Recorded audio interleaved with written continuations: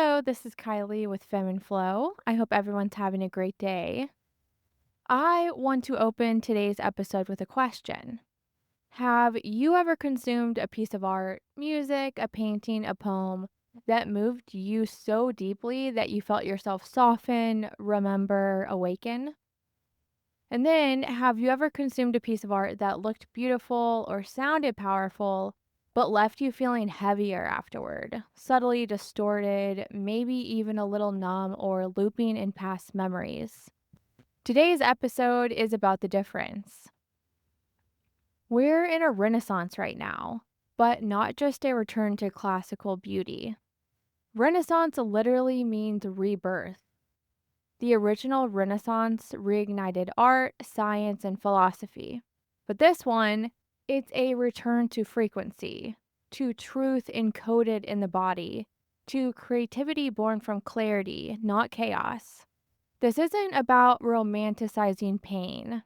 It's about transmuting it into something liberating, a new kind of art, not just aesthetically stunning, but spiritually sovereign. So, I want to kick this episode off with a personal story. And this was part of what ignited this idea for the episode.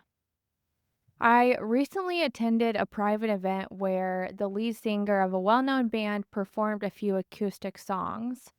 It was a small, intimate gathering at a friend's house, and we had the chance to chat before and after the performance. I wasn't especially familiar with his work, though I knew a couple of his band's most favorite tracks, and they were songs that had once topped the charts and are pretty well known. But what struck me wasn't the music itself, it was the energy behind it. It became clear through both conversation with him and his lyrics that his art was looping. His frequency was not free. He seemed weighed down by disowned pain, replaying stories that hadn't been transmuted, only rehearsed. He was still singing from the wound, still identifying with the version of himself who was hurt, not the version who had alchemized the pain and risen. This is what it looks like when someone gets initiated into the wrong architecture, the false matrix version of success. He got rewarded, validated for emotional instability. And because the system applauded it, he never had to grow. Fame doesn't equal embodiment, especially in the old grid. The few hits I recognized were undeniably catchy, but beneath the surface, they carried distortion. The lyrics were dark, hidden by a catchy melody. The other songs he performed were even darker, less polished, almost aimless, and I found myself wondering how this band ever became famous. And then I remembered, hey, it's not about skill, it's about resonance. In the false matrix, the artists who rise are often those willing to carry a particular frequency, and usually unknowingly. Those open to becoming vessels for unresolved trauma, repackaged as hooks. Because if a mass audience can loop to it, it sells. This is frequency manipulation masked as self expression.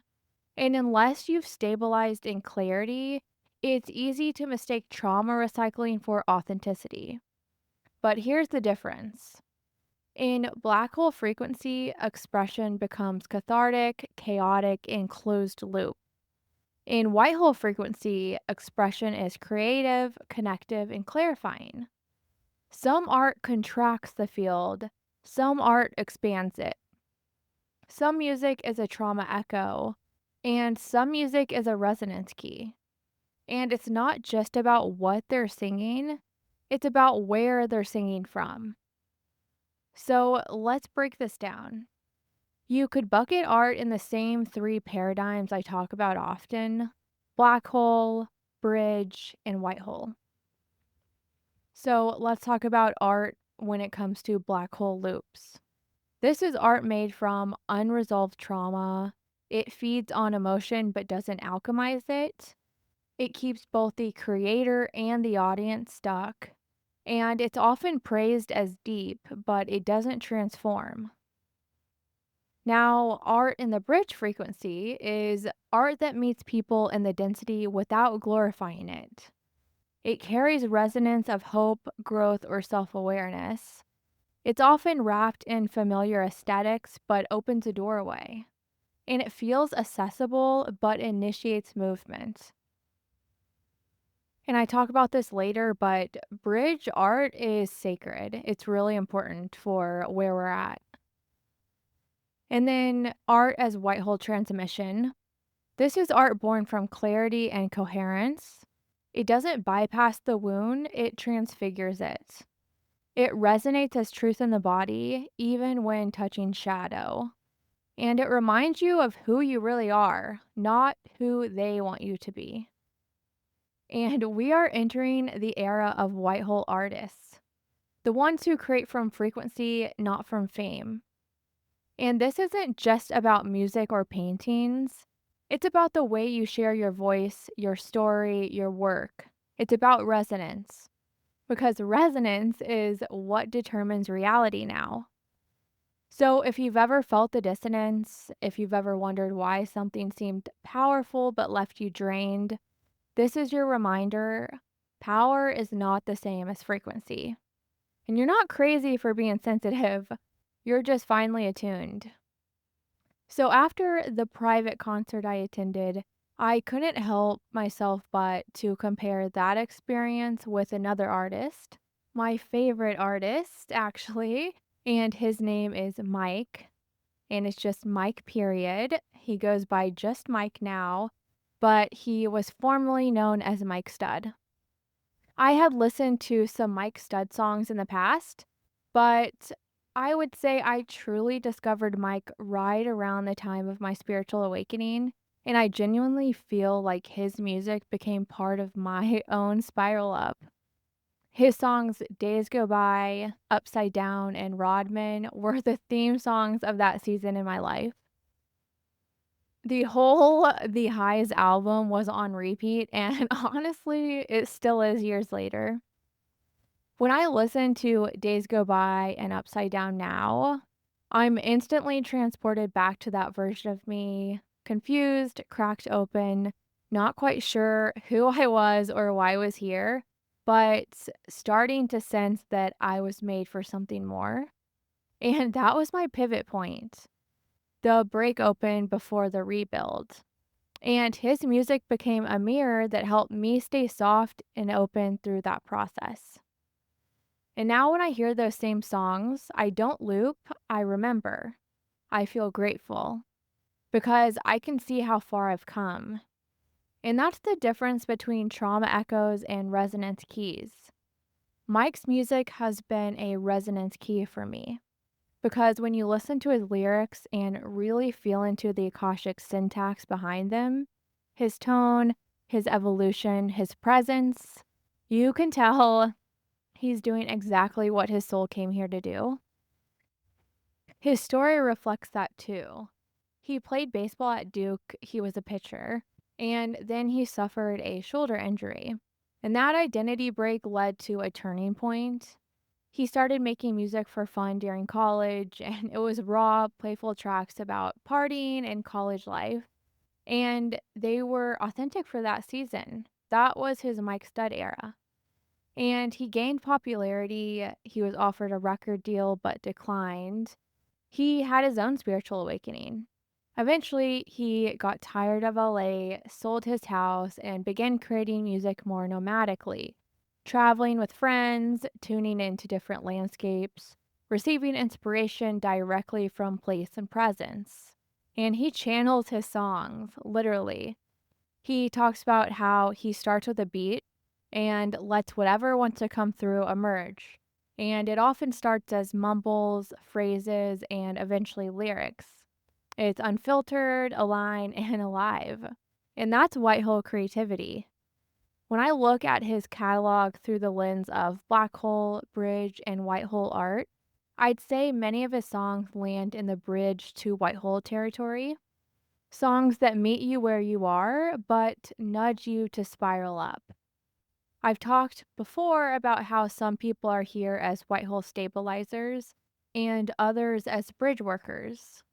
And Mike, in my opinion, is the perfect example of a bridge worker.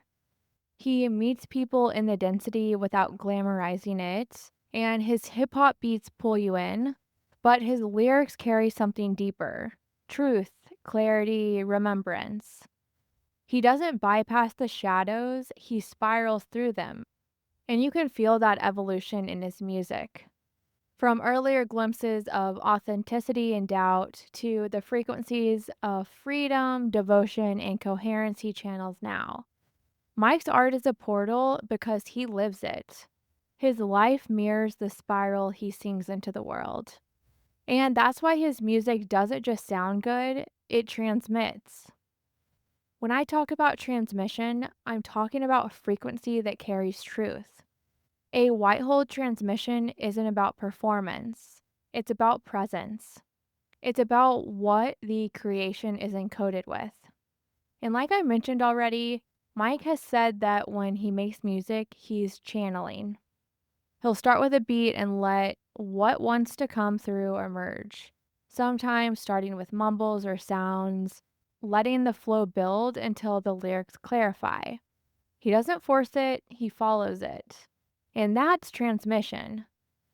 He's not creating from his logical mind, he's letting something deeper move through him. And because he's coherent and because his field is clear, what comes through carries that clarity too. This is what makes the music feel alive. It's not just catchy, it remembers you. It bypasses the mind and speaks directly to the body field. It activates, it aligns, it opens. And this is where Akashic syntax comes in. Akashic syntax is the energetic architecture underneath the literal words. It's the pauses, the tones, the rhythm, the resonance, and the layers of meaning that transcend logic. It's how a lyric can say one thing on the surface, but unlock something entirely different in your soul. It's the soul level structure embedded in the delivery, what's being said and how it's being said. And when someone is channeling from a clear place, that syntax becomes coded with coherence. You can feel it land in your system like a tuning fork. Even when the lyrics seem simple or the vibe feels casual, something deeper is happening. You're being repatterned, remembered. And that's the heart of transmission. It doesn't push you, it pulls you home. And sometimes I'll post Akashic syntax breakdowns of my favorite songs on social media. And surprise, surprise, but one of the songs I have on repeat right now is called Reasons Why by Mike. I recently posted a breakdown of the song if you want to see an example of Akashic syntax. And then before I move on, I also have a fun story related to Mike. My husband and I went to the Mike concert in Chicago last summer, and we had tickets up in the balcony VIP area. I was so excited, and we had attempted to see Mike before. He was opening the show at the Waste Management Golf Tournament in Phoenix. And we had tickets and we had planned to go. My husband surprised me and said we should go. But then we ended up being delayed, and we actually hit so much turbulence on the flight there that I actually got sick for the first time on a plane. But my husband really wanted me to see it, so he dropped me off while he went and parked. And I rushed in, and I got there right as he was performing the last song. So that was a little bit of a bummer, but I was so excited to go see his actual tour and his full show in Chicago. But anyways, so back to the good part of the story. Like I said, we saw Mike in Chicago, and in part of his shows, he pauses and goes to the crowd and sings some songs from in the crowd. So he started walking around, and I did not think anything about it. And then all of the sudden, I looked behind me, and his bodyguards were right behind me. So, literally, where my husband and I are standing, we part, and Mike moves right where we were sitting and standing to sing the song Blue Water. So, I was right by him, and that was just a really cool moment and a really fun memory. And honestly, I felt like it was just one of those signs or one of those little winks from God. So it's a special memory for me for sure. Okay, I have more to add here.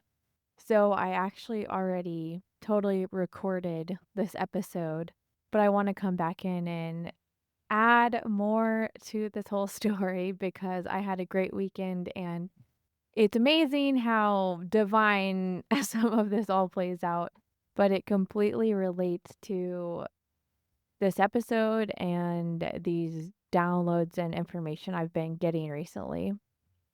But it's now Monday and I'm editing this episode to post tomorrow on my usual Tuesday drop. So last week, my husband and I were talking and we were thinking about going on a trip this weekend. And we were talking about going to Colorado or maybe Florida. And we were just throwing out a lot of different ideas. And we are a golf family. So we had been on some golf trips in Michigan to Arcadia Bluffs and Bay Harbor. And they were really, really special. And Michigan's really great. I had never been before then. So I threw out the idea, oh, we could go to Michigan and go golfing or something like that. We actually had a terrific trip where we went to Bay Harbor, Michigan, golfed for 1 or 2 days, and then we decided we needed a little more upbeat vibe. So then we went to Chicago, which was so fun, and I love doing trips like that. And my husband just took it upon himself and said, okay, I'm going to look into some different ideas and I'll plan something. So after that, I just chilled and left it up to him and knew whatever we did would be fun. And then I don't know if it was Thursday or Friday, but he said, hey, let's go to Michigan and let's go pop over to New York. So in my head, I'm tracking it with our previous Michigan golf trip where we stopped in Chicago. So that's what I was thinking. I thought we'd go golf for a day or two and then go to a city, have a good dinner, do some shopping. So I wasn't asking many questions until I asked which hotel we're staying at. I either asked what hotel we're staying at or where we're going exactly, and who is being kind of cryptic, but I just let it go. I didn't think much of it. I was thinking about how I needed to pack and all of that. I was not thinking much about the details. I just knew it would be fun. My husband did say wear something comfortable, that we might go find music that night or something. He was just being vague, but wanted me to dress comfortably in comfortable shoes. That's what he was specifying, I think. So then Friday comes, we're all packed, we're headed to Michigan. So I did not think anything of it until I opened my Instagram, and the first thing that pops up was Mike the singer, his Instagram page, and it said that night he was singing in Michigan. Oh, I forgot to add, when my husband was being vague about where we were going, he said, "Oh, just somewhere around where I was born." And he was born in the Warren, Detroit area. So when I saw the post from Mike's Instagram, it said Sterling Heights, Michigan. So I immediately looked that up and it was right by Warren and Detroit. So then it hit me. This is a surprise and we're going to the Mike concert. And I didn't say it right away, but eventually I said, hey, I'm on to you. Are we going to a concert tonight? So that was so exciting. We go to Michigan, we go to the concert, and it is so fun. It's amazing. Literally, Mike is such a good performer, and he stops and explains the songs, and it's so deep and meaningful. It was just so special. And then the next day, we pop over to New York City for about 24 hours and we go to the Metropolitan Museum of Art and do some other things. But I just thought it was so funny how I planned none of this and it completely aligned with this episode I did on art as architecture and the Renaissance. At the Met, we wanted to specifically look at the Egyptian art and the Renaissance art, and we saw medieval art while we were there. So it's just funny how I plan none of this, and I don't tell my husband what I'm podcasting about. It just all divinely happened, I guess. It all just aligned. So I absolutely love that. And actually, that concert inspired me, and I got some, I guess, insider downloads, you could say, for the episode that I'll probably be posting in 2 weeks because I already have one for the next week. And I mention it at the end. Actually, before we even did this, I was just thinking how I want to travel more this summer because when you create, even if it's from a divine insight or a download, you still need these inputs in life. You need to have these experiences that make you think, that bring up these different situations for you to observe. And that is totally tied to my human design as well. And as a manifesting generator, my core strategy is to wait to respond, not to plan, force, or initiate from the mind. And it doesn't mean waiting passively, it means you let life come to you first, and you listen for a visceral yes or no from your sacral, and you move only when your body lights up, not because your mind thinks you should. I'm not meant to plan every detail in advance or make a 5-year plan and stick to it, or initiate projects from pressure, urgency, or fear. I'm meant to follow breadcrumbs as they arise and build by spiraling into alignment, responding to real time cues. I'm mainly explaining all of that not to tell you about me, but to show how some of these traits are so interesting because they are playing out in my life. Like, I did not plan all of that trip. I just flowed with it and it all aligned so perfectly. And I got all of this input and insight and downloads from this weekend trip that I had no part of planning at all. I just went with the flow and it all came to me. And I think this is what happens when you start to just flow, align, be the observer, live in these high vibration emotions because you become a magnet for these experiences that align with you. So, yeah, like I said, I'm not sharing that so you learn what a 1-3 manifesting generator is.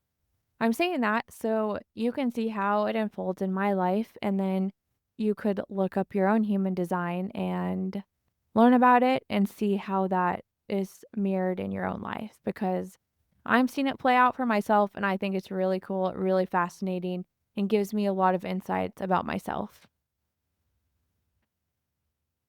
Okay, so now that I've given some real life examples of artists in completely different paradigms, let's move on and get into more detail.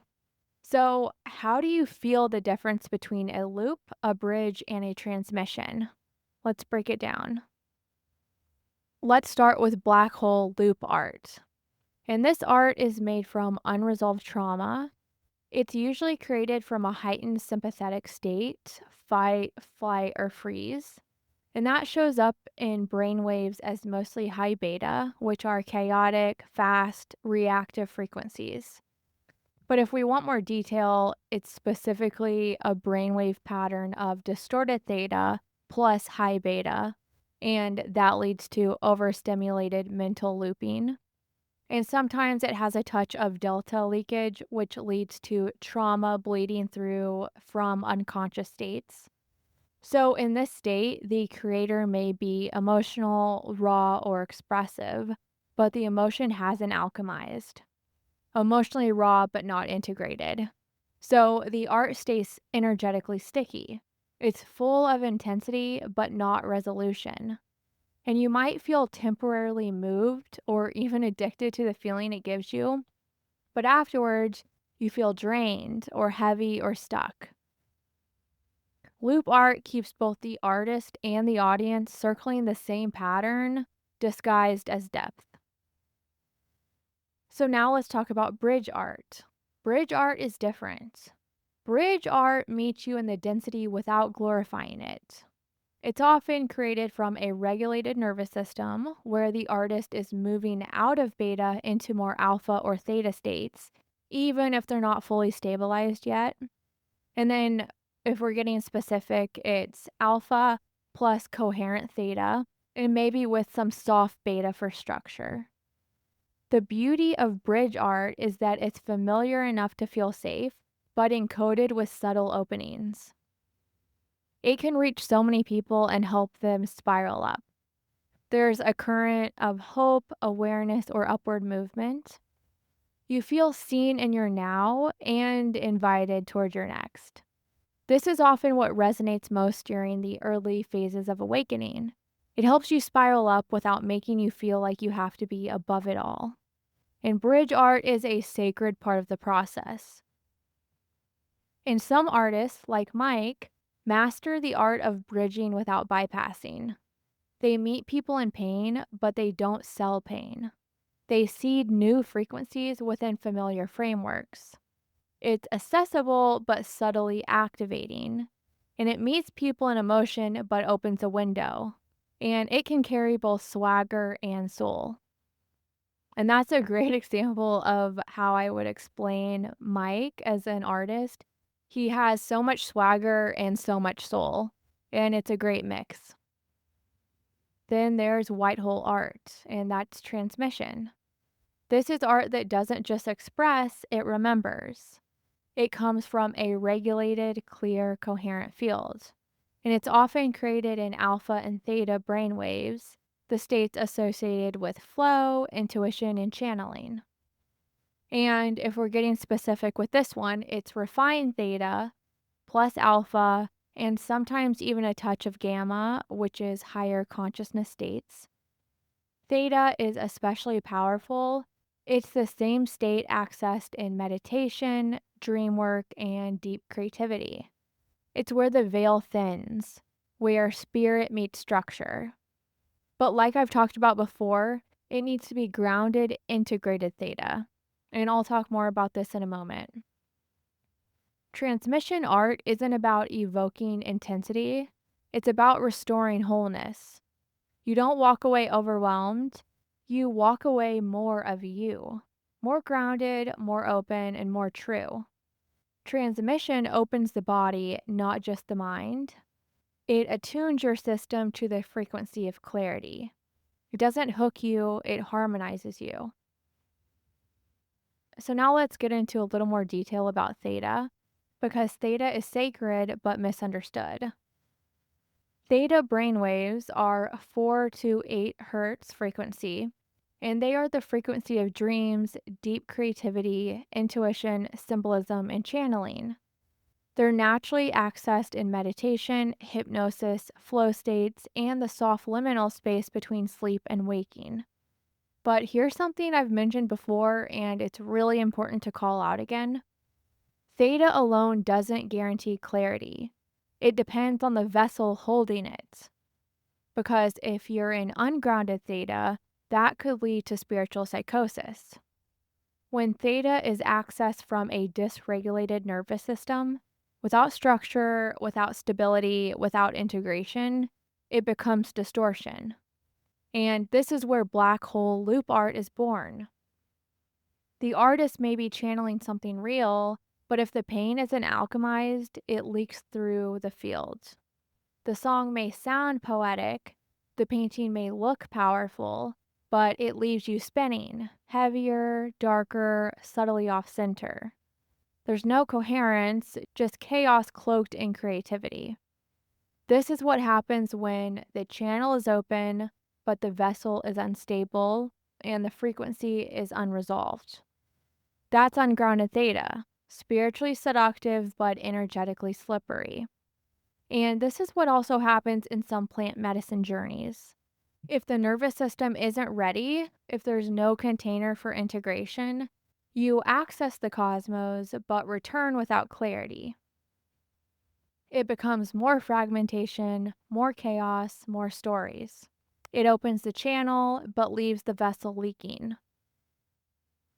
And we always have to remember that your body is not separate from your awakening. It's the vessel that receives, regulates, and integrates the higher frequencies you access on your path. When you spiral up into higher light, you're not just expanding your mind, you're expanding your field, and your body has to be able to hold it. If your nervous system is dysregulated, if your fascia is frozen, if your breath is shallow, if your energy is bracing or fragmented, that light will short circuit. And that's when theta turns chaotic.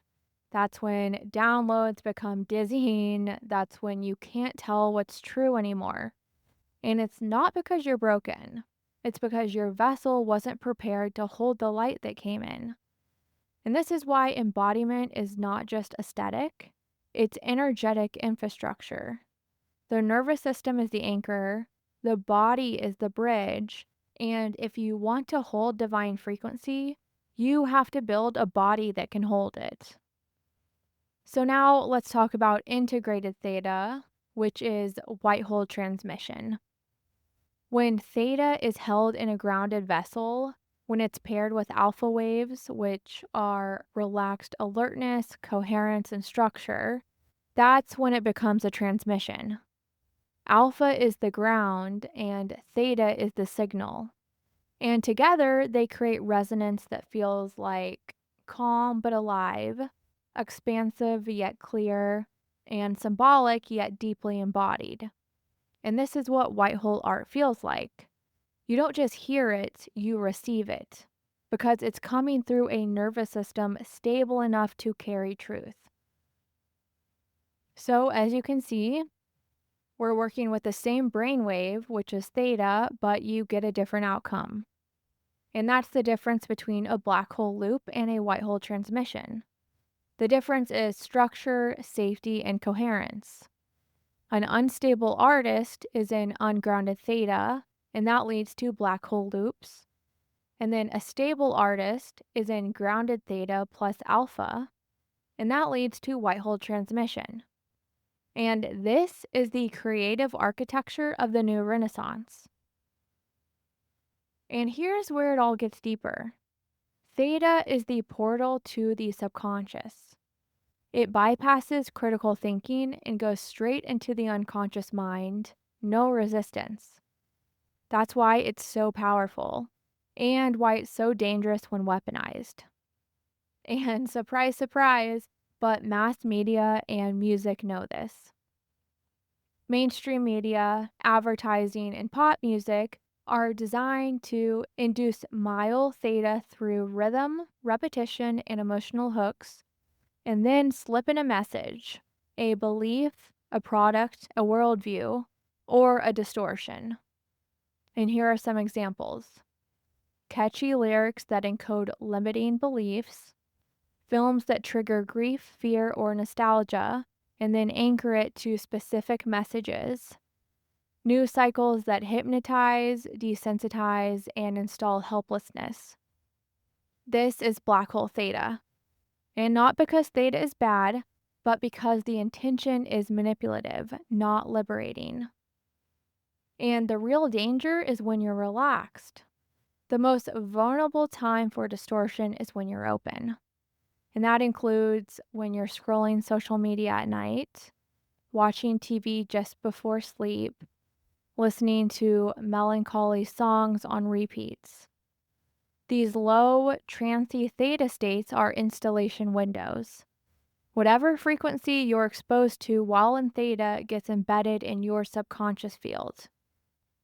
So here's the solution: discern the source. Ask yourself, what field is this coming from? And ground yourself first. Enter theta through sovereignty, not passivity. And anchor with alpha. Stay relaxed but alert. Let the channel open through clarity, not collapse. Theta is not the enemy, it's a sacred gateway, but only when it's guarded by coherence. So now let's talk about how to enter grounded, integrated theta versus spiritual bypass or distortion. So number one, Start in alpha, and this is the grounding zone. Before reaching for theta, stabilize in alpha, which is 8 to 12 hertz frequency, and it's the brainwave of calm alertness, coherence, and presence. So, to access alpha, take 3 to 5 slow nasal breaths, exhaling longer than you inhale. Bring gentle awareness to your body, your feet, your spine, your heart, and say internally, I'm safe, I'm here, I'm open. And anchor in your environment. You can light a candle, soften your gaze, or feel the texture of something near you. And this matters because alpha acts as a runway for safe theta entry. Without it, theta can become floaty or fractured. So, number 2, let theta rise from safety, not seeking. Let your theta 4 to 8 hertz frequency brainwaves arise naturally. Don't push and don't chase a channeling high. Instead, allow soft internal images or symbols to appear, spontaneous ideas, lyrics, visuals, or insights to emerge, gentle emotional waves to move through without attachment. And check in with your body as you go. Are you still breathing fully? Are your shoulders relaxed? If your body tenses or energy speeds up, pause and return to alpha grounding. And then 3, create from integration, not activation. Grounded theta is less about a spiritual trip and more about a spiral inward. Ask yourself mid process, is this expanding or draining me? Do I feel more whole or more fragmented? Am I creating from remembrance or reenacting from a wound? And use creativity as a mirror, not a bypass. If something heavy arises, pause and witness it. Don't channel from it, transmute through it. And then number 4, close the channel with conscious reentry. And this is one of the most overlooked steps. When you're done channeling, meditating, or creating, take 3 slow breaths and feel your body fully. Rub your hands together or press your feet into the floor. You could say, I call my energy back. I am whole and clear. Close the loop, complete the circuit. Ungrounded artists leave theta open like a leaky portal, but grounded creators close it like a sacred temple. So, I mentioned in a previous podcast that I spend a lot of time in alpha and theta. That's kind of how I spend my life, I'd say. I'm alone during the day and I spend a lot of time alone and I walk in nature, work out, cook. I'm in that good space. I do think this could sound maybe harder than it is. It's actually really easy to get in this state. It's kind of that natural flow state feeling. So I'll talk about number 5, bonus rituals for anchoring alpha and theta. I think this will make it make more sense.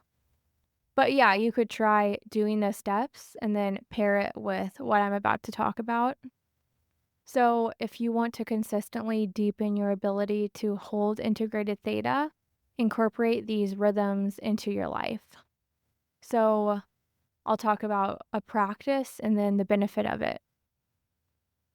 Okay, the practice, gentle breath work. This grounds alpha before entering theta. And then meditation with body scan.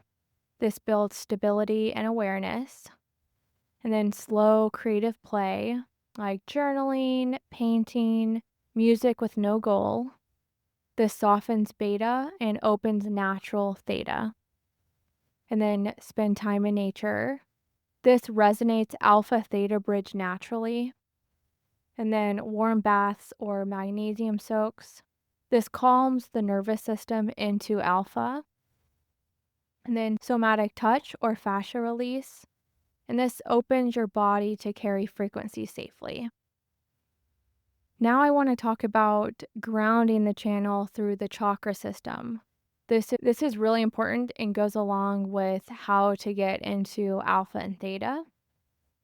And this is really important because you're not just a mind, you're a field, and your body is the vessel. To carry theta codes without distortion, your body must be able to hold the frequency. And this means your chakra system must be flowing, your nervous system regulated, and your vessel grounded. Your body is the channel. You're not just a receiver of frequency, you're the translator. And if your body, your vessel, is overwhelmed, bracing, or dysregulated, it will scramble the signal. Nervous system regulation is a non negotiable here. A dysregulated body can't hold divine frequency. It turns sacred signal into static. The nervous system is the conductor of your field. If it's fried, fragmented, or flooded, your channel gets fuzzy, no matter how open your third eye is. Somatic anchoring is required for theta to become transmission.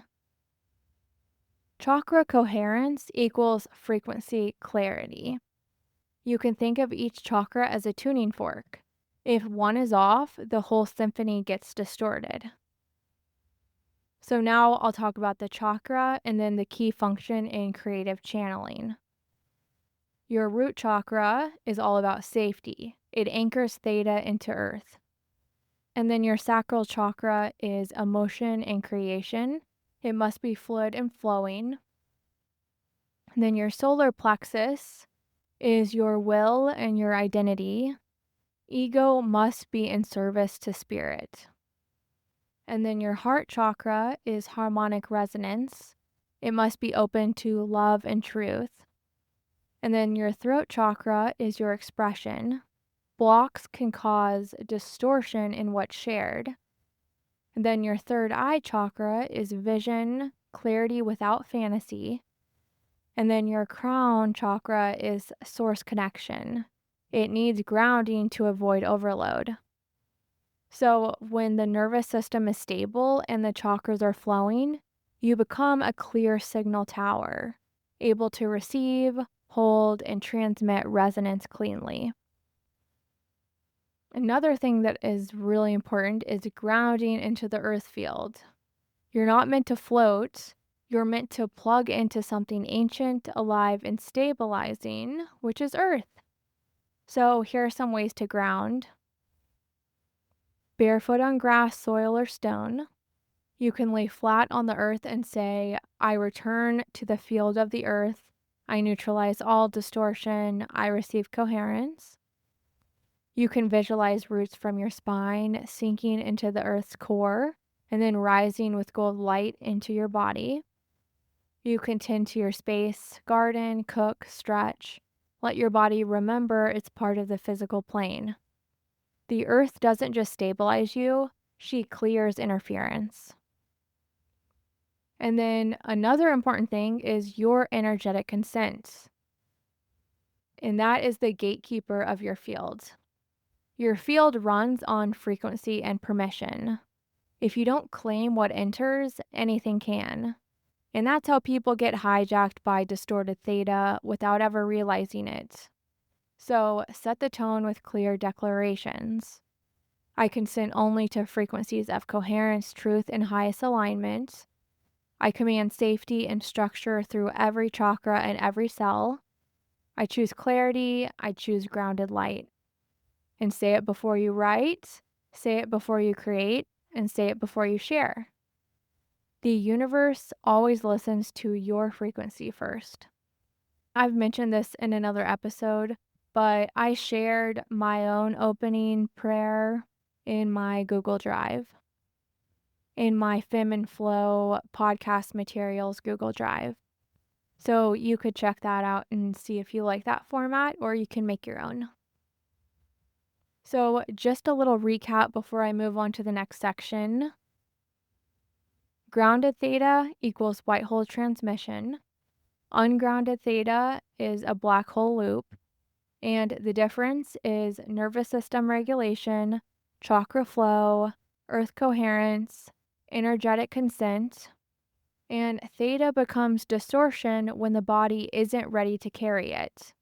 But when you're ready, you become a vessel of liberation. So now let's talk about the Renaissance.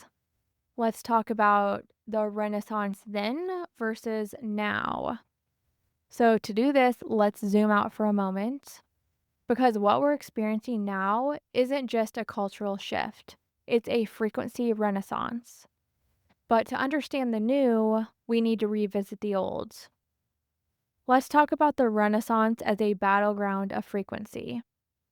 The Renaissance of the 14th through 17th centuries is often remembered as a golden age, a rebirth of art, beauty, humanism, and scientific exploration after the so called Dark Ages. And in many ways, it was a reawakening.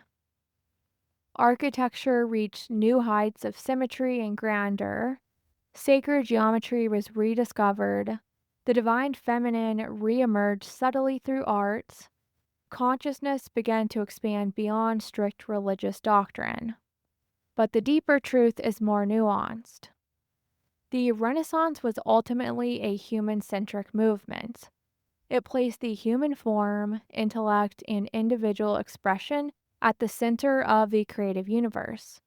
In contrast to the medieval mindset dominated by religious dogma, the Renaissance celebrated human potential. But this celebration of the human didn't fully liberate the soul.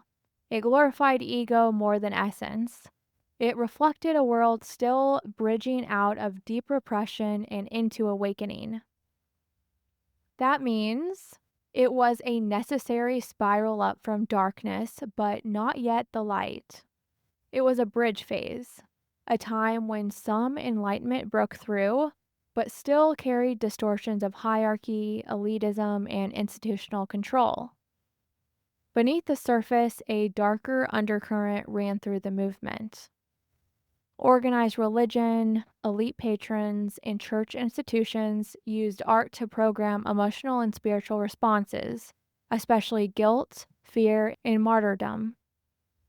Art became a weaponized container, sometimes divine, sometimes distorted. Many of the families who funded the Renaissance, the Medici, the Borgia, etc., were entangled with early black hole power structures. Many of the artworks encoded sacred knowledge, but also served as frequency locks. And I'll talk about frequency locks in a minute.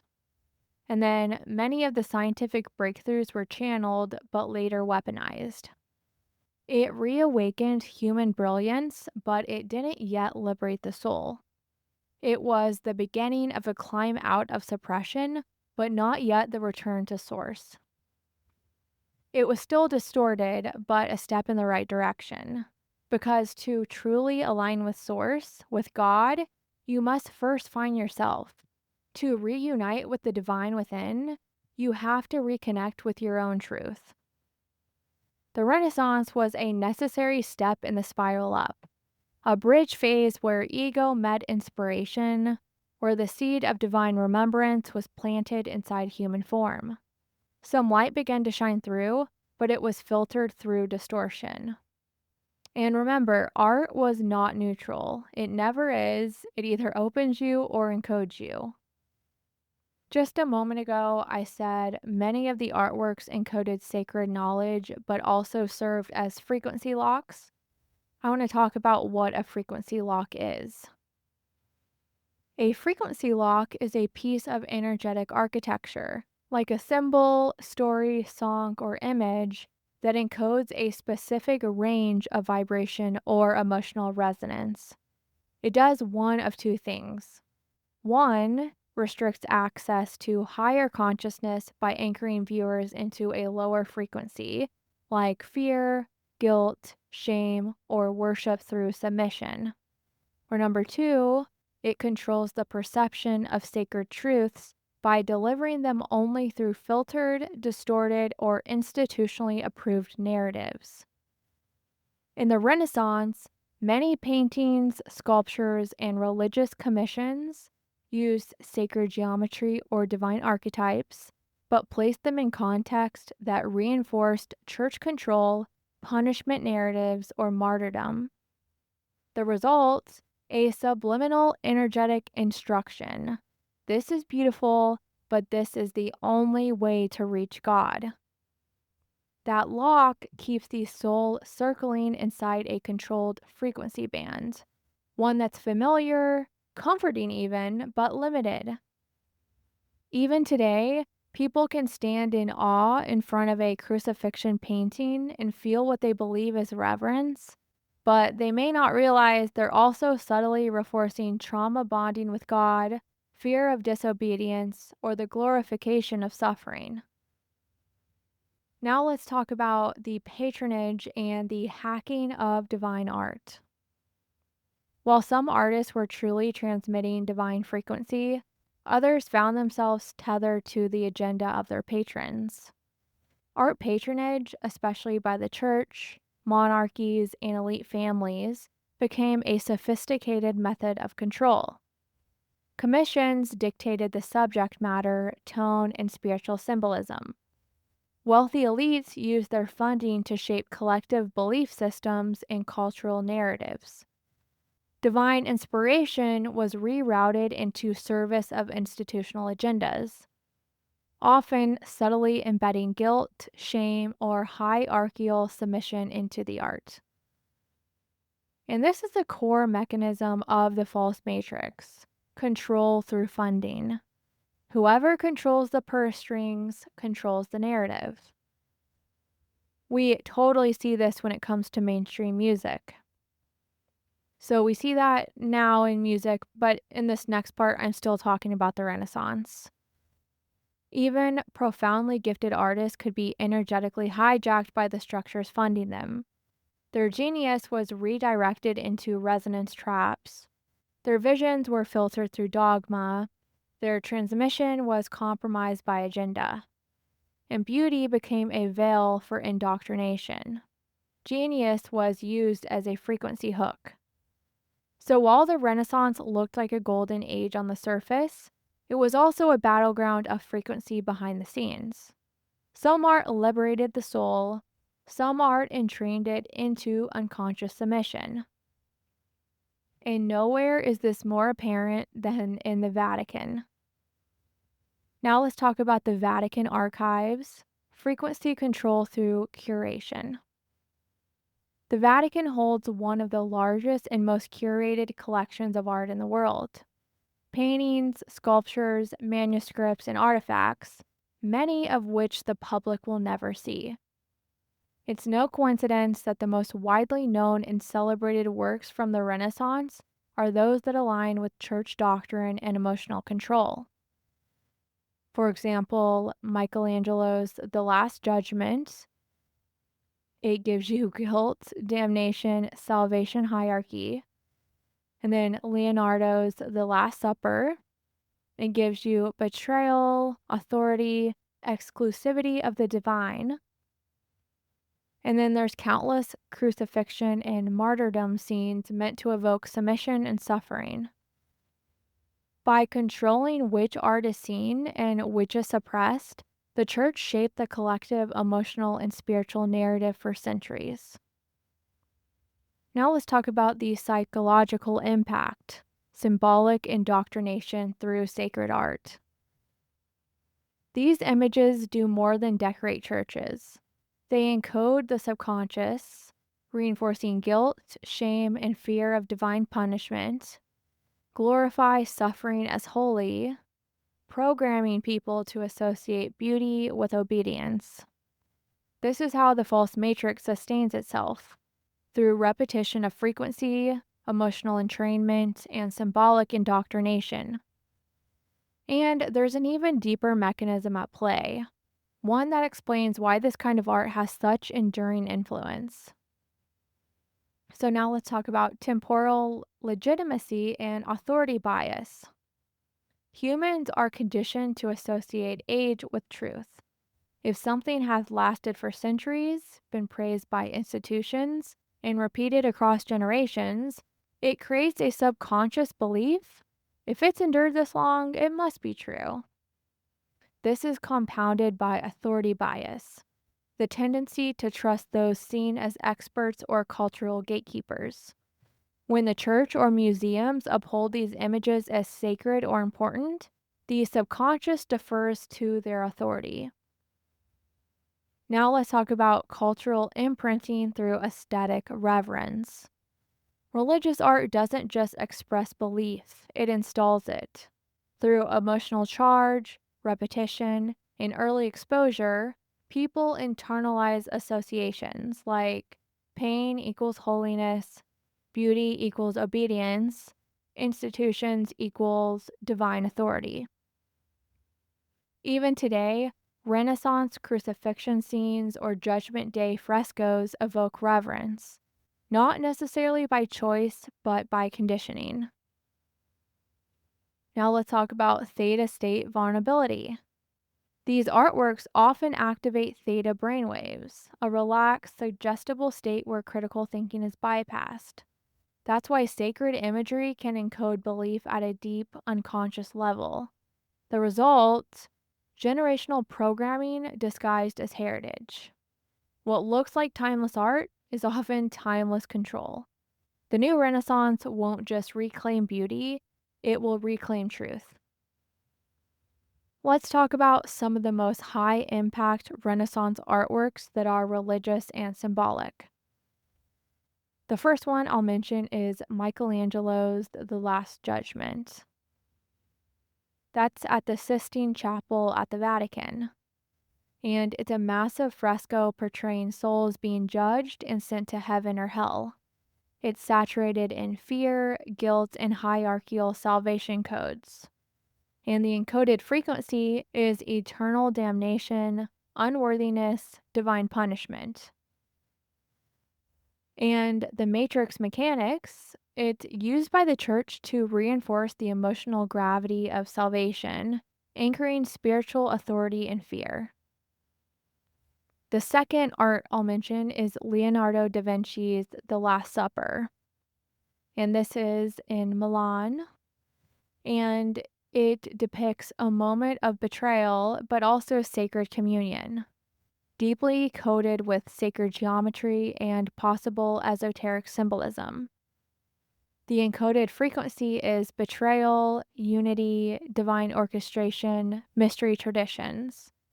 And then the matrix mechanics, while layered with divine math, it was used to visually reinforce the church's ownership of the narrative.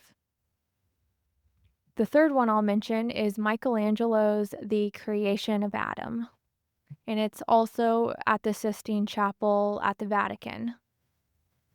And it's an iconic image of God reaching towards Adam, commonly used to depict the moment of divine spark, but also subtly encodes a hierarchy between creator and creation. And the encoded frequency is divine separation, origin myth, the spark of life.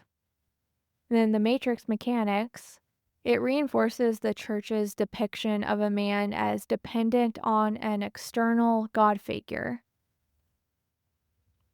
Fourth one I'll mention is Raphael's The School of Athens, and it's also at the Vatican. It's a fresco honoring classical knowledge and philosophers. It presents an idealized vision of intellectual awakening. It's encoded with frequencies of order, intellect, hierarchy of knowledge. And the matrix mechanics, while it is celebrating thought, it subtly centers elite male scholars, excluding mysticism, feminine gnosis, or embodied wisdom. Now let's talk about the cultural legacy of these works. So those were just a few examples. There's certainly more I could talk about, but this episode is already getting long, so I'll move on. But let's talk about the cultural legacy of these works. These masterpieces shaped how Western culture thinks about God and judgment, beauty and salvation, sin and shame, the masculine versus the feminine, the body as divine or dangerous, and who has the right to speak for God. Some seeded divine remembrance, and others embedded emotional control. And I saw one person on social media talk about the creation of Adam, and they talk about how Adam's finger is kind of bent while God's finger is fully stretched. So that could symbolize that God is always right there and it's just up to you to reach out. So you could also get divine remembrance from some of these. But that takes your level of consciousness to decode that essentially. So now let's talk about what came before the Renaissance. And this was the so called Dark Ages, approximately the 15th through the 13th century. This was a time marked by spiritual suppression, intellectual stagnation, and rigid dogma. Mystical knowledge was hidden or destroyed. The divine feminine was demonized. Art became flat, symbolic, and fear based, designed to control, not inspire. Life was ruled by hierarchy and fear of punishment. The soul was severed from direct communion with the divine. It wasn't dark because people were primitive. It was dark because light was controlled. The Renaissance was humanity's first gasp of remembrance, a fragile reawakening of soul through beauty, form, and inquiry. So now let's talk about the spiral from self to source, a map between the old Renaissance and the new Renaissance. To truly understand the new Renaissance, we have to zoom out and trace the spiral of human awakening, because we did not get here overnight. We spiraled here, step by step, age by age. And each phase of history carried a frequency. Each era laid groundwork for the next. So let's spiral from the last Renaissance to this one. So the first step here was the human-centric Renaissance, and that was the 14th through 17th centuries. It was a reawakening of potential, rediscovery of self, the human form was honored, and genius was rediscovered. Sacred geometry and subtle divine codes reemerge. It was still deeply tethered to hierarchy, elitism, and church control, but the source within was still forgotten. This was a necessary rebellion against oppression, but it was still ego-led. It was the beginning of a climb out of darkness, but not yet a return to light. And this was an energetic identity shift from collective suppression to individual potential, but ego still ruled. So then you could view the second step of the spiral is the Enlightenment and scientific revolution, which was the 17th through 18th centuries. The mind took the throne, logic became the new god, religion lost some power, science gained dominance. God was no longer the center, humans and their minds were. Mystery was dissected in the name of knowledge. This era externalized truth, severing the felt connection to source. The third step in the spiral was the industrial age. This was the 18th through 19th centuries. This was the mechanization of life. This was mass production, efficiency, and material progress. Creativity and intuition were replaced by systems and outputs. Bodies became machines, beauty became production, and soul was reduced to output. The spirit was buried under machinery. The soul was replaced by productivity, and the body became a worker, not a vessel. Then the fourth step was the romantic and mystical response. This was the 19th through the earliest 20th centuries. And this was a deep emotional rebellion. Poets, artists, mystics ached for beauty, truth, and the divine. But without grounding, many spiraled into chaos or escapism. It was heartfelt but unstable. It was a preview of divine longing, but without coherence. Step number 5 in the spiral was the postmodern fracture, and this was the 20th century. This was deconstruction of meaning. Everything broke: truth, meaning, even form. Trauma became a dominant muse. Art questioned itself, and culture imploded. It was a necessary clearing, but it left many distorted. And this was the collapse of consensus reality. It was a necessary clearing, but also disorienting. The sixth step of the spiral was the awakening era, the late 20th century to the early 21st century. And this is where the remembering begins. The soul returned to the conversation. Quantum physics reintroduced non-duality and the observer effects. Meditation, energy healing, and psychedelics cracked open new portals, and consciousness work rises. The internet allows widespread knowledge, but also noise. But this era was and still is a bridge, beautiful, messy, and transitional. Divine remembrance starts to pierce through the density. Then number 7 is the new Renaissance, the white hole era. And this is what's unfolding now. And this is transmission through coherence. Art, energy, voice, and beauty become infrastructure again. Frequency matters more than form. Source alignment, not ego, leads. Beauty returns, but not as a performance, as a portal. We found the self. Now we reunite with God, and the spiral home begins. This is different. This is white hole frequency, and this is coherence.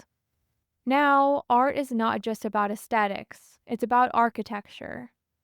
We're no longer performing beauty, we're building resonance. We're not painting to please the church or the algorithm, we're transmitting the divine. The old Renaissance was about finding the self. This one is about reuniting with Source, and that changes everything. So let's talk more about the new Renaissance, a white hole rebirth. So now we're in a different kind of Renaissance.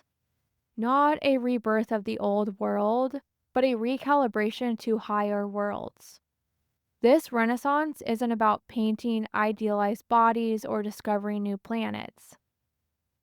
It's about embodying truth, remembering frequency, and anchoring coherence into form. In this new era, art isn't meant to impress, it's meant to unlock. Knowledge isn't meant to be hoarded, it's meant to be distributed through resonance. Success isn't based on hierarchy, it's based on alignment. Creativity isn't mined from pain, it flows from wholeness. And this is white hole intelligence. And it's not coming through the elite, it's coming through you. The new Renaissance is decentralized, vibrational, and nonlinear. It's not about revival, it's about remembrance. It's not about pushing boundaries, it's about dissolving distortion. And you'll feel it. Because unlike the last one, the Renaissance doesn't look like anything in particular. It feels like clarity, like frequency, like creative truth finally made visible. So, just a little summary about the contrast then versus now. The original Renaissance was a bridge era. It awakened inquiry but upheld hierarchy. It revered the human form while reinforcing elitism. It unlocked beauty but embedded control. And then the new Renaissance, a white hole era. It invites transmission instead of performance. It values coherence over spectacle. It liberates through frequency, not fame. This time, the art doesn't just echo the soul. It builds energetic infrastructure for the new earth. This time, the beauty isn't a mask. It's a mirror of truth, of freedom, of remembrance. The new Renaissance isn't just a rebirth, it's a return to source-centered creation. Like I mentioned, the original Renaissance was still human centric. It glorified the human form, the intellect, the ego. Even in its beauty, it often centered man above God. But the new Renaissance is source centric. It isn't about glorifying man, it's about reweaving man with God. It's not just art for expression, it's art as frequency technology, as sacred infrastructure, as remembrance. This is what is different now. The artist isn't the source, they're the signal. They don't create from the ego's need to be seen, but from the soul's readiness to serve. Beauty isn't a performance, it's a transmission. It doesn't try to impress, it restores resonance. And the audience isn't passive, they're activated. White hole art awakens something in the listener, the viewer, the receiver. It calls forth their divine memory. White hole creation is non hierarchical. Another important distinction: the old Renaissance still upheld hierarchy, patrons versus artists, critics versus creators, high art versus folk expression. The new Renaissance dissolves that. A barefoot woman painting in her garden might be creating more true art than the most celebrated gallery.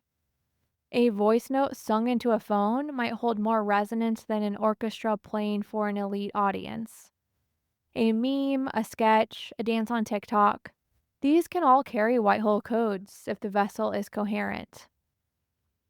The new Renaissance democratizes transmission. It's not about status, it's about frequency. The purpose is not fame, it's frequency stabilization. The art you make now isn't for legacy in the old sense. It's not to be remembered, it's to be felt. It's not to be praised, it's to repattern the field.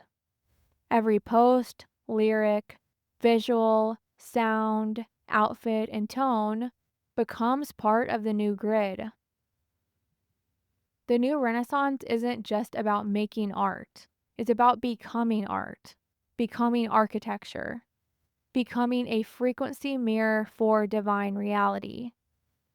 In the old world, art was owned, commissioned, judged. In the new world, art is lived, embodied, and released. You don't need permission. You don't need a patron. If it comes from your coherence, it is contribution. Is your art legacy or loop? If you're a creator, a storyteller, a speaker, or even just someone who shares words on the internet, this next part is for you. Because we're all creating something. The question is, what frequency is it carrying? Is your art a transmission, anchored in clarity, felt in the body, opening doors in others? Or is it a loop, recycling an old wound, subtly keeping you and your audience circling the same story? So let's break it down. First, let's talk about loop art, which is black hole frequency. Loop art usually feels emotionally intense but lacks resolution, pulls from pain that hasn't yet been transmuted, uses the audience's attention as an energetic crutch, creates identity around the wound instead of alchemizing it, may be praised for its rawness or authenticity but leaves people feeling stuck, heavy, or drained. It can sound poetic. It might even go viral, but it doesn't liberate. It contracts the field. And this happens when the artist is using creation as catharsis without coherence. The art becomes a form of energetic self-soothing, but without true integration, it just reopens the wound on repeat. Now let's talk about legacy art, which is white hole frequency. Legacy art is different. It comes from inner work, not just outer inspiration, integration, not just expression, devotion to truth, not just desire for validation. It might touch on pain, but but it doesn't wallow there. It transfigures it. It expands the field. It stirs clarity in the body. It reminds people of who they are. Legacy art leaves you lighter, not heavier. Awake, not overstimulated. It anchors the resonance of truth, even when it moves through shadow. So ask yourself, am I creating from a wound or from wisdom? Is this expression asking for energy or transmitting energy? Do I feel expanded when I share it or subtly exposed, seeking something back? Does it make me feel complete or still incomplete? You don't have to be fully healed to create, but you do have to be anchored.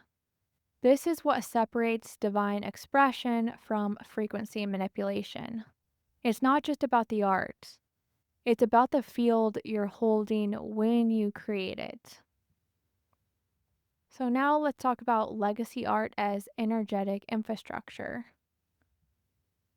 Legacy art isn't just moving, it's structural. It doesn't just inspire in the moment, it builds something that lasts. Not because it clings to form, but because it's embedded with frequency infrastructure. It stabilizes truth in the grid. Think of it this way: legacy art is a living field. It keeps resonating long after you create it. When you create from white hole coherence, your work becomes a pillar in the collective field, an anchor, a key. It holds open a frequency that others can remember through resonance. Legacy art is not just content, it's a code. Every piece of legacy art is a transmission of order, not rigidity, but harmonic structure, truth, not opinion, but clear signal, love, not sentiment, but divine coherence, and memory, not nostalgia, but soul level remembrance. And this kind of art keeps working. Years later, someone might read your words, hear your music, watch your video, and something will click in their field. A veil lifts, a knot dissolves, a truth returns. That's not just content, that's energetic infrastructure. You didn't just express something, you installed something. And this is what the new Renaissance is made of. The old Renaissance gave us beauty, symbolism, and innovation, but it was still bound by the paradigms of its time. This Renaissance is not just a rebirth of art, it's a rebirth of frequency integrity. It's not about the form, it's about what the form anchors. It's not about being popular, it's about being precise. This is why so much of the old media, old art, old music is collapsing, because its scaffolding was built on distortion. It can't hold in the new field. The new Renaissance is being built by artists of coherence, architects of resonance, and if you're listening to this podcast, there's a good chance you're one of them. Everyone is an artist. You don't have to paint or write or sing. You don't have to have an Etsy shop, a gallery, or a brand. Your art is your frequency. It's how you speak to your child. It's how you style your home. It's how you move through a grocery store. Art is any act of creation infused with presence, with resonance, with truth. If your words rewire someone's self-perception, if your energy softens a room, if your beingness gives permission for others to feel safe being themselves, that's art. That's legacy. The new Renaissance isn't asking you to become someone else. It's inviting you to become the clearest version of who you already are. To let your life become a portal. To let your resonance become your role. I've shared before how important it is to align with your higher self and your true tone by following your purpose and passions, because that is the path. That's how the embodiment happens. For me, that includes things like fashion, interior design, beauty, aesthetics. And lately, I've been letting myself share more of that on my social media, not as a departure from the spiritual topics I talk about, but as a deeper embodiment of them. Because the new Renaissance isn't just about topics you talk about, it's about the tone you live in, the field you transmit, the frequency you anchor. Expression is integration. And beauty, when it's true, is a divine signature. So if you see me posting about style or design, just know it's not superficial. It's sacred. That is my white hole essence showing up. And in the white hole expression, beauty is a resonance field. In the new Renaissance, your aesthetic isn't a mask, it's a mirror. It reflects the coherence of your internal world. The way you dress, design, create, it's not fluff, it's not extra. It's architecture. It shapes energy, it holds tone, it transmits alignment. Your true style is a frequency expression of your true tone. It carries codes of remembrance. Every time you share something beautiful, something that's real for you, you're participating in the restructuring of reality. You're reminding the field that coherence can look like silk and limestone. Let your life be a gallery of God's resonance, and let beauty become your prayer. You are not here to be consumed, you are here to transmit. You are not here to loop an old pain, you are here to alchemize it into light. You are not here to copy someone else's blueprint. You are here to architect new energetic infrastructure through your presence.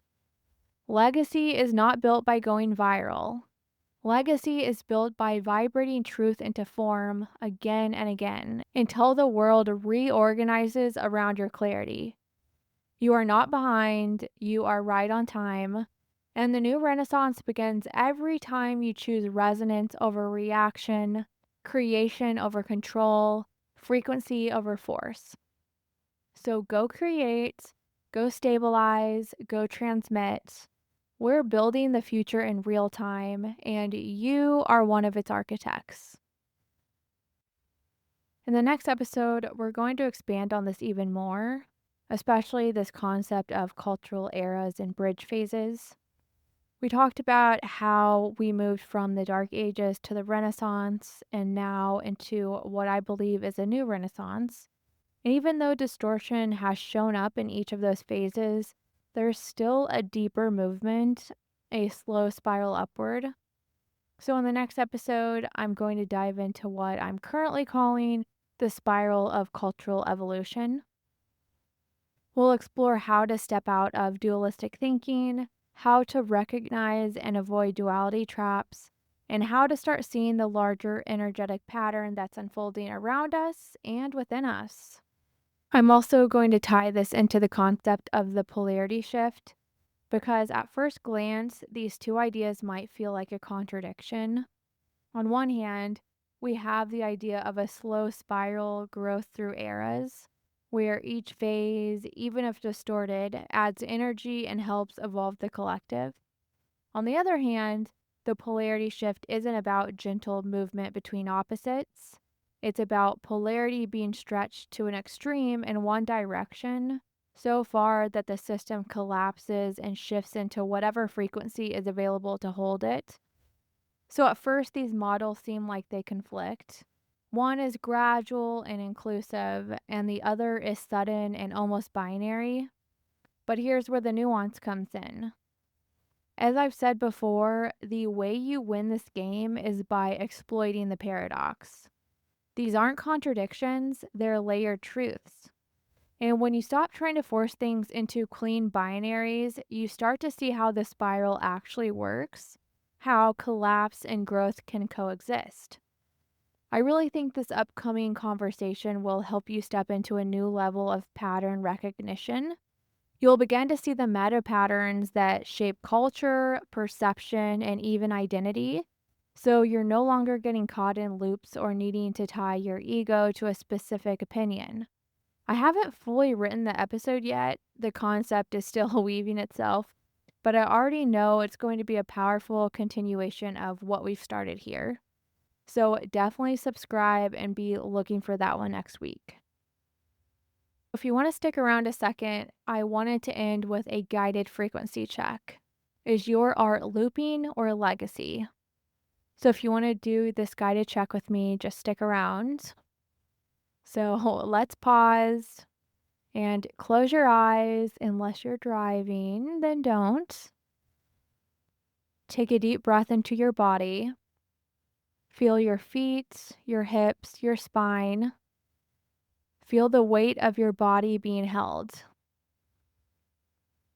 Now bring your mind to something you've created recently. A post, a song, a reel, a poem, a conversation. It doesn't matter how big or small. Just choose something you've shared with the world. Now ask your body, not your mind, what was I transmitting through that expression? Was it coming from my truth or trying to prove it? Born from clarity or coded with chaos? Rooted in my healing or echoing my pain? Designed to liberate or subtly seeking validation? Now feel into your chest and your solar plexus. Feel the energy of that peace move through your body. Does it spiral open or does it tighten and pull? Do you feel expansion or contraction? No judgment, just noticing. Looped art often feels urgent, charged, or heavy. Legacy art often feels calm, crystalline, or light, but precise. Now breathe again. Feel your body settle and say out loud or in your heart, I choose to create from clarity. I choose to express what liberates. I choose to install truth through my frequency. Feel that ripple. That's a legacy tone, and that's what we're here to build. So that's all I have for today. I hope you enjoyed this episode. Please share with a friend or a loved one that you think it would resonate with. Let's build this new architecture. I love you all and have a great week.